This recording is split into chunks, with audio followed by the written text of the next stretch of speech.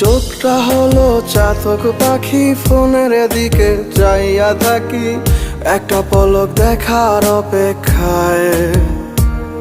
আজ কবরটারে টাইলস কইরা বাধায় রাখবে রে, টাকার মেশিন ঘুমায় থাকবে অতি যতনে।